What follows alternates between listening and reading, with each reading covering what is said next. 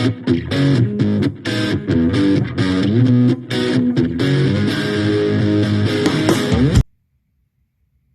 good, YouTube? It's your boy Matt of Pig and Matt here, and today I went to locals and managed to get top 4 today with my Floowandereeze deck that I was finally able to get the cards and build.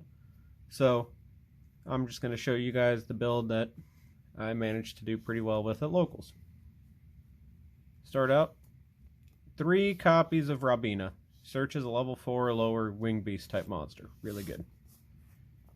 All of them also give you the effect when you resolve their effect to give you an additional normal summon. Next, 3 copies of Eaglin. Searches your big guys. 2 copies of Stree. Part of me wants to play 3 of this, but for now, I think 2 works. It's basically a DD Crow because it just banishes a card from the graveyard. Super good. And then the last Floowandereeze monster, well, level 1 that you run is just the 1/2 Can't Say 'em. There's a niche interaction that he can be good for, but otherwise you just play him as act as a different name. Now onto your tributes. I ran 1 End Pen and 1 Snarl. There should probably be 2 End Pen, or you just run 1 End Pen and cut this, because this card kind of doesn't really do a whole lot. I mean, it's big, which is cool, and it has piercing and gives you 3 normals, but Empen is just a better card. 1 Mist Valley Apex Avion, just constant negate chicken. And then your last tribute summon is just the 1 copy of Mega Ryza. This is kind of why it took me so long to build the deck. Card's pretty cool. And the last monster I play in the whole deck is just a single copy of the Barrier Statue. People still don't really play around this, and if they Lancia you and you happen to have this in your hand, this is a good second summon, basically, for doing stuff. If you're curious, I didn't play any hand traps today because I don't like Dimension Shifter for just the fact that he literally is only good turn 0, and that's it.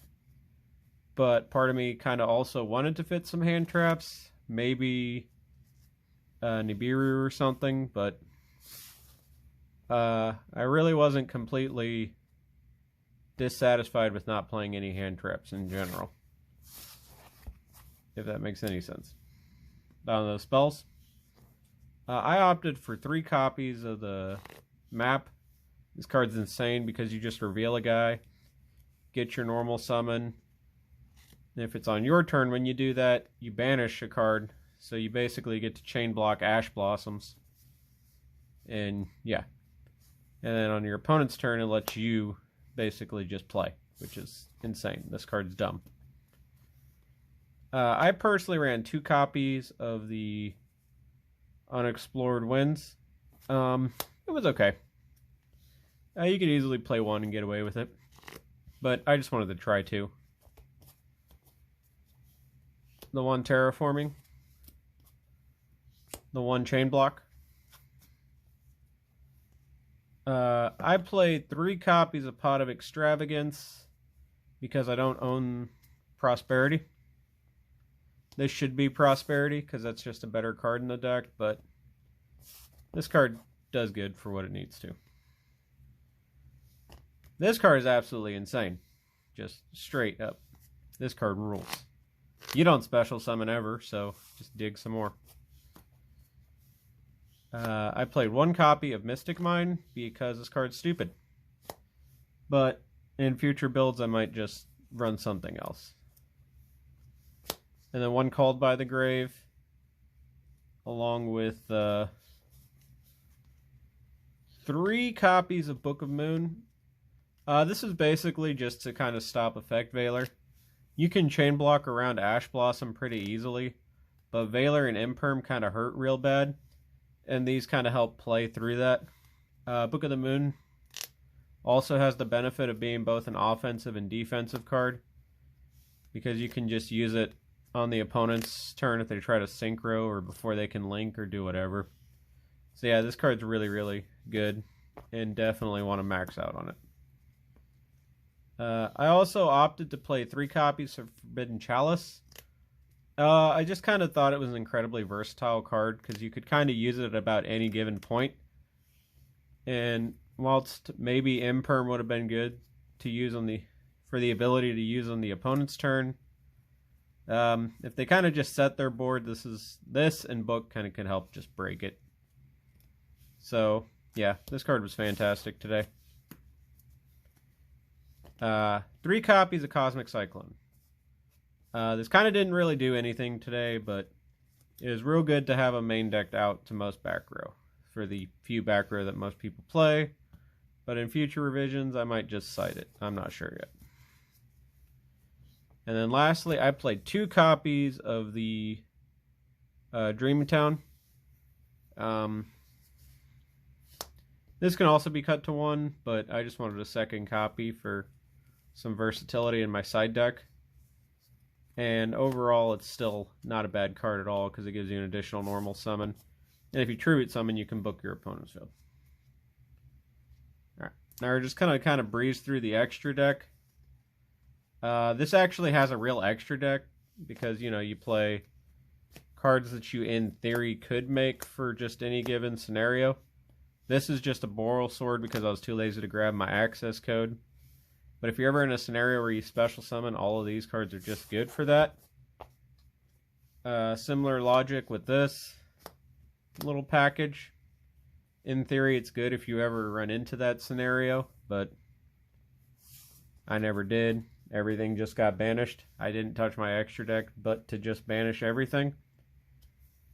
And I think one card in my side deck that I used this Barren Blossom to mulligan my hand, which is similar logic thinking with him. He just has bigger attack and can search your level 1s. You play the Nova and the Macabre, of course, if you ever run into Dogmatica. Similar line of thinking with the Entisses. And the only other card that I did anything with, 1 copy of Cyframe Lord Omega. I think I punishmented or something and then sent this and then used it, shuffled itself and the barrier statue back to my deck, which was really funny play. But this is all literally just in here in case you ever run into Dogmatica. So, yeah. Now the side deck, pretty simple. Dark Simorg and the 3 copies of Dimension Shifter. I never sided this in once, but in theory I understand why. This is if I knew I was going second. In most cases, it's a pretty decent card to turn off the graveyard, but again, you need to see it turn 0, so that's why you have to have the 3. If I'm going first, these are kind of my floodgates of choice. These cards are really good.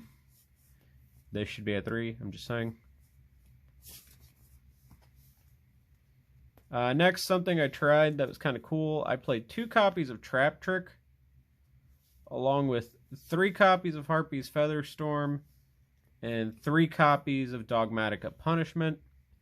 This is also why I played 2 copies of the 1 Floowandereeze Trap, so I could just get another normal trap to kind of do with this. And this was okay. I think I resolved this once. This card I did resolve a few times, and this card, the one time I can recall using it, it was pretty fucking good. Also had one person use this on me, which was weird. Just gonna be honest. But yeah, I saw this on another deck profile, and I thought it was pretty decent. Probably gonna change things around in future revisions of this deck, but for now, it was okay. And then the last trap was just a single copy of Red Reboot. Yeah. Sometimes you just need the wee-woo button. So there you have it, folks. Pretty quick, not a lot to really explain. My top 4 Floowandereeze deck profile. If you got any questions, what the comment section is for. And yeah, this is Meh, Pig and Meh, signing out.